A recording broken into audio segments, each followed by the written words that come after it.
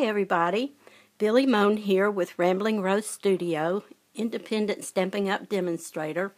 I know it's been a long time since I've done a video. I can't tell you what kind of schedule I've been on since early summer all the way through the summer to fall. It's just been incredible, but I think I'm about to catch up. I say that, and then we've got 3 holidays coming up, just wow, right in a row. But I've been working real hard, and I have some things that I want to show you that are a lot of fun. But today I wanted to show you, if you read my blog, you've seen this wreath that I did this week. Well, you can see part of it there. There's the bow part. It hangs like so. Can you see the stars? Yeah, a little bit. There you go. This is made with the All Is Calm DSP. Takes a whole pack to make it. Takes a couple of hours. I know that it looks really time-consuming, but it is probably the most time-consuming part is curling these pieces of paper. So let me just give you a little. It's a 13-inch foam. See, foam wreath. You use here's what all the just curls, just lots and lots of these curls. And you put them on individually. You don't pay a bit of attention to the pattern or anything. Like, see that with a pen? They're called number 17s, but I'm telling you, they're just regular straight pens. And I just stick them straight in like that. And just, what I did was fill up like the top section. And then I went to the inside and did that. And then turned and did the sides. So it actually, once you get everything curled, it goes pretty fast. Cutting the paper, let me get this out of the way. And all the curls. This is gorgeous DSP. So just to get started, do I have that in there? Yes, I do. Okay, so your DSP, I normally cut 2 sheets at a time. So you just cut your paper, your 12 by 12 into 6 by 12. And put 2, like I say, I would stack another one on top of this. And just run it over to the 1-inch mark. So they're 1 by 6 pieces. And you'd be cutting 2 at a time. So once you have all your pieces cut, or however you want to do it, take your bone folder. Let me see if I'm in there. I'm in there. And just curl it. That's good enough. Toss it and go to your next one. So once you have all of your pieces cut, the curling part to me is the most time-consuming. I don't know why, but I'll just give you a little hint. My fingers have just healed from doing this. You'll get paper cuts here and here and here. So I would wear a latex glove. If not that, then Band-Aids in those spots so that you don't do that. I curled these on the way home from a trip to Florida, and I can't tell you how many times I cut my finger.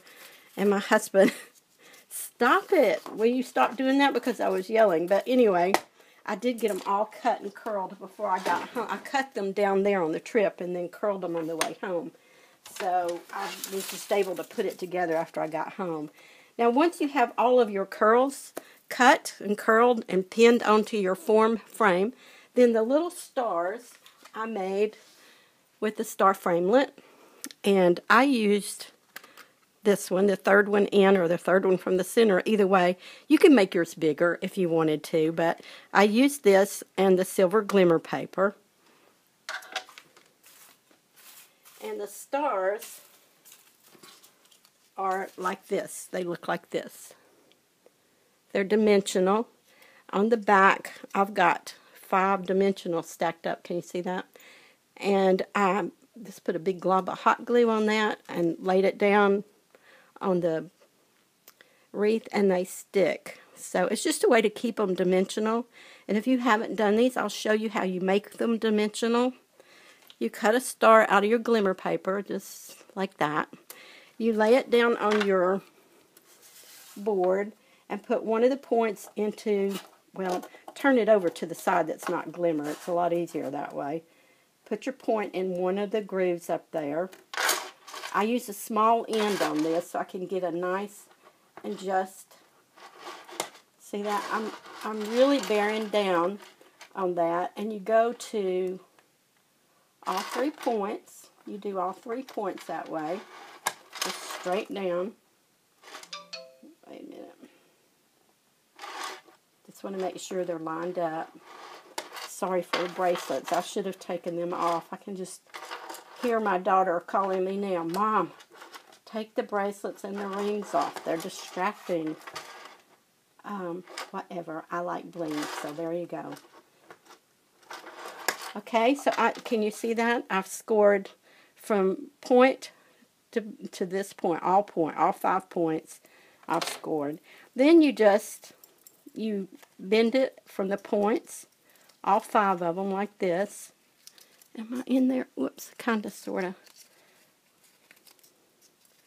Like so, right? So it looks like that. Then you pinch a valley here where these are. Oh, wait, maybe I didn't bend that one. Let's get that one bent good.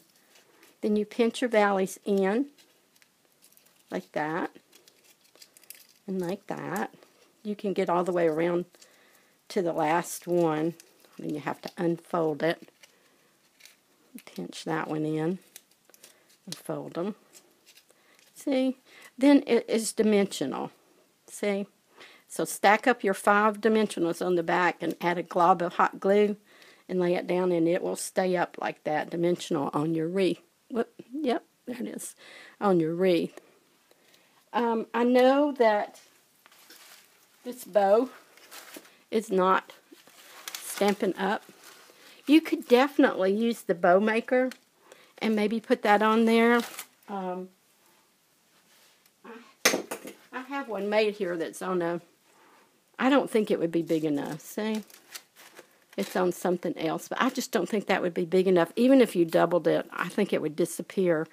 So, this is bought from a box store. Took a yard.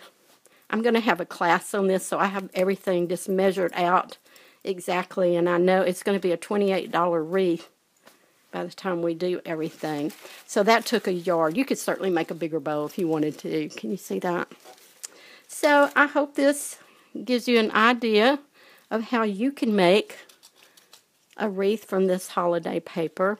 I think it's really, really pretty. I love the blue-green and combination with the silver. So I hope this inspires you to maybe make a wreath for your house or a gift for someone, or get together and have a class. I plan to have the strips already cut for the girls. I've got 12 so far. So that'll be a lot of cutting, but I don't mind. I really enjoy watching them enjoy themselves. So see how tight those are? Can you see that? They're just stuck on there with a glob of glue. Okay, I hope you're inspired. I hope you enjoyed this, and I hope you'll stop by often. Thanks for stopping by today.